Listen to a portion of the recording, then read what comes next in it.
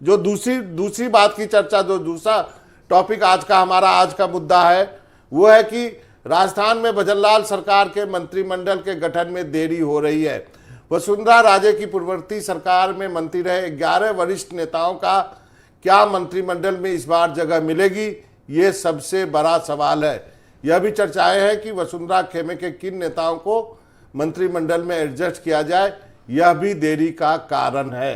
नीरज, आप बताइए क्या क्या कारण है? कई सारे ऐसे नेता थे जिनमें कालीचरण सराफ, प्रताप सिंह सिंघवी, गजेंद्र सिंह खींवसर, पुष्पेंद्र सिंह राणावत, किरोड़ी लाल मीणा, ओटाराम देवासी, मदन दिलावर, अनीता बघेल, श्रीचंद कृपलानी, डॉक्टर जसवंत यादव, अजय सिंह कीलक जैसे जो चेहरे हैं, ये पिछली पूर्ववर्ती वसुंधरा सरकार के अंदर मंत्री रह चुके हैं, जो अब की बार भी जीत करके आए। इसके अलावा करीब 45 से 50 ऐसे नेता हैं जो वसुंधरा राजे के करीबी रहे हैं। और जब हमने देखा था कि पहली सूची जब जारी हुई थी, सांसदों को टिकट दिए गए थे और उसके बाद में कई ऐसे नेता थे, वसुंधरा के करीबी नेता थे, उनको टिकट काट दिए गए थे, तो सवाल उठे थे और वसुंधरा राजे से मुलाकात भी आलाकमान को करनी पड़ी थी। उसके बाद में जो दूसरी तीसरी जो सूचियां आई, उसके अंदर वसुंधरा खेमे के ज्यादातर नेताओं को टिकट दिए गए थे और वो जीत करके आए बड़ी संख्या में। तो बड़ा सवाल अब ये भी खड़ा हो रहा है कि जो करीब ऐसे 45 से 50 के करीब जो विधायक हैं, उनको क्या एडजस्ट किया जाएगा, क्योंकि अब मुख्यमंत्री आपने फर्स्ट टाइमर जो मुख्यमंत्री हैं वो बना दिए हैं, तो पहली बार के जो विधायक जीत करके आए उनके अंदर भी उम्मीद है और आस है, और जो वरिष्ठ नेता हैं उनके अंदर भी उम्मीद और आस है। तो वरिष्ठ नेता जो अनुभवी हैं, जिनको लंबा अनुभव है यहाँ सरकार चलाने का, क्योंकि बीजेपी भी चाहेगी अनुभवी नेता जो हैं वो राजस्थान के अंदर काम करें और अच्छे से इंप्लीमेंटेशन करें, लेकिन नए चेहरों को शामिल करके युवा चेहरों को एडजस्ट करना ये भी एक बड़ी चुनौती है। अब पुराने नेताओं को पूरी तरीके से दरकिनार नहीं किया जा सकता, शायद यही भी देरी का एक कारण है कि कितने नेता जो है उनको मंत्री बनाया जाए, क्योंकि अगर जगह की बात करें तो राजस्थान का टोटल जो कोरम होता है मंत्रिमंडल का वो 30 ही होता है। 200 सदस्यीय विधानसभा में 15% ही मंत्री बनाए जा सकते हैं। अब बाकी को क्या लेकिन हमें नीरज ये भी बताया गया कि पूरी जगह नहीं भरी जाएगी, उससे कम भरी जाएगी लोकसभा चुनाव के मद्देनजर। हेमंत भाई के पास चलते हैं। हेमंत भाई, आपको यहाँ पे बीच में लाना चाहूंगा। आप बहुत लंबे समय से राजनीति को देख रहे हैं राजस्थान की।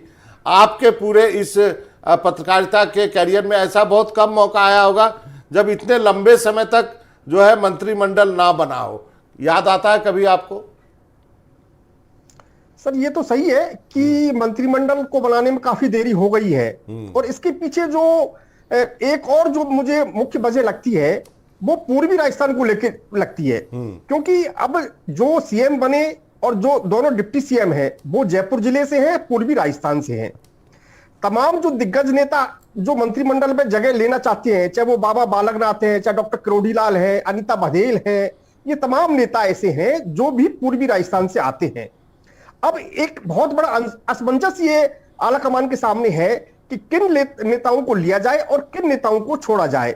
अब मान लीजिए कालीचरण सराफ हैं, वो वैश्य वर्ग का बहुत बड़ा चेहरा है, तो अब लेकिन आलाकमान उनको इसलिए नहीं लेना चाहता कि संभवतः एक तो चूंकि उन पर वसुंधरा खेमे की छाप है, दूसरा वो काफी सीनियर है। तो माना यह जा रहा है कि मंत्रिमंडल की जो औसत उम्र है वो करीब 55 साल के करीब रखी जानी है, मतलब अंडर 60 के लोगों को लिया जाना है, क्योंकि ज्यादा सीनियर लोगों को लेंगे तो मुख्यमंत्री जी को माना जाता है वो असहज हो जाएंगे, क्योंकि वो फर्स्ट टाइमर एमएलए हैं। तो ये इस तरह की जो इस बार जो फैक्टर निकल कर सामने आ रहे हैं, मतलब इस बार फैक्टर, कभी तो फैक्टर होते थे नाराजगी को लेकर होते थे, लेकिन इस बार के फैक्टर कुछ अलग निकल कर सामने आ रहे हैं। वो एक तो क्षेत्रीय संतुलन नहीं बैठ पा रहा है, दूसरा वसुंधरा राजे के लोगों को लिया जाए या नहीं लिया जाए, और तीसरा वरिष्ठतम लोगों को लिया जाए या नहीं लिया जाए। ये 3 फैक्टर मुख्य तौर पर निकलकर सामने आते हैं। बहुत अच्छी बात कही। चेतन जी के पास जाना पड़ेगा। चेतन जी, आप सुन रहे थे हेमंत भाई साहब को और नीरज को भी आपने सुना। दोनों जो हमारे जर्नलिस्ट हैं उनका यही कहना है कि क्षेत्रीय संतुलन, वसुंधरा को लोगों को लिया जाए और कितने वरिष्ठ लोगों को लिया जाए। आपकी टिप्पणी? इस सरकार का पहला उद्देश्य क्या है? राजस्थान की जनता की सेवा करना। और जिस प्रकार से 4 गारंटी को हमने लागू कर दिया, बिना अभी तक मंत्रिमंडल का गठन नहीं हुआ है, चाहे सिलेंडर का मामला हो, चाहे एसआईटी गठन का मामला हो पेपर लीक में, चाहे एंटी गैंगस्टर फोर्स बनाने का मामला हो, और चाहे ईआरसीपी हो, हम लगातार काम कर रहे हैं और जनता की सेवा का काम। अब आता हूं मंत्रिमंडल पे। मंत्रिमंडल में चिंतन हो रहा है, मनन हो रहा है, और मंथन से ही अमृत निकलता है। युवाओं का जोश भी रहेगा, अनुभव, वरिष्ठों का अनुभव भी रहेगा। ये दोनों का मेल रहेगा इस मंत्रिमंडल में, और एक जोश के साथ भारतीय जनता पार्टी की सरकार इस राजस्थान की जनता की सेवा करने के लिए कृत संकल्पित है। और मैं ये मानता हूं कि जल्दी ही आपको मंत्रिमंडल का गठन भी देखने को मिलेगा।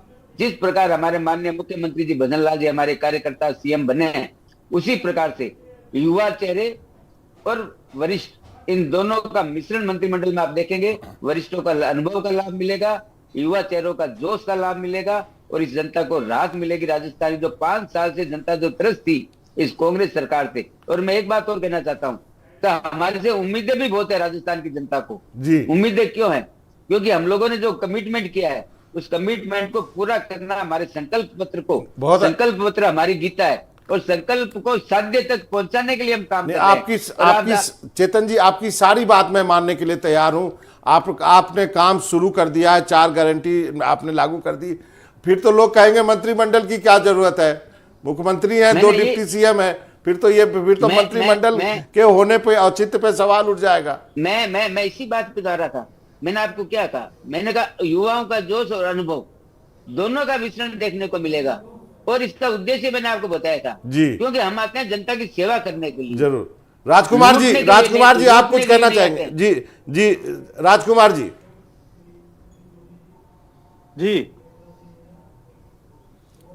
नहीं, जो देरी हो रही है मंत्रिमंडल विस्तार में, उस पर क्या कहना चाहेंगे? देखिए भारती जी, भारतीय जनता पार्टी वरिष्ठ नेताओं को निपटाने में लगी हुई है। वरिष्ठ नेता निपट नहीं रहे, कुछ राजस्थान में बचे हुए हैं, उनको भी निपटाना चाहती है, इसलिए मंत्रिमंडल में बहुत देरी हो रही है। लगभग 25 दिन से ऊपर हो गया। 3 दिसंबर को परिणाम आया था, लेकिन आज तक भारतीय जनता पार्टी स्पष्ट बहुमत के बाद मंत्रिमंडल की घोषणा नहीं कर पा रही है। जहां तक ये कह रहे हैं कि घोषणा पत्र की 4-5 घोषणाएं पूरी कर दी, सारी की सारी घोषणाएं कागजों में पूरी करके मुख्यमंत्री जी बैठे हुए हैं। मनोरंजन जी, राजस्थान की हालत देखो, रोजाना बलात्कार हो रहे हैं, मर्डर हो रहे हैं, चैनें तोड़ी जा रही है, लेकिन भारतीय जनता पार्टी अभी भी घमंड में चूर है। ये तो केवल मुख्यमंत्री, नए चेहरे को मुख्यमंत्री बना करके, चलिए सच में बहुत प्रसन्न है, लेकिन इनको राजस्थान की सेवा करनी पड़ेगी। जिस बात के लिए राजस्थान की आपकी बात भी सही है, मंत्रिमंडल का विस्तार होना चाहिए, लेकिन हमें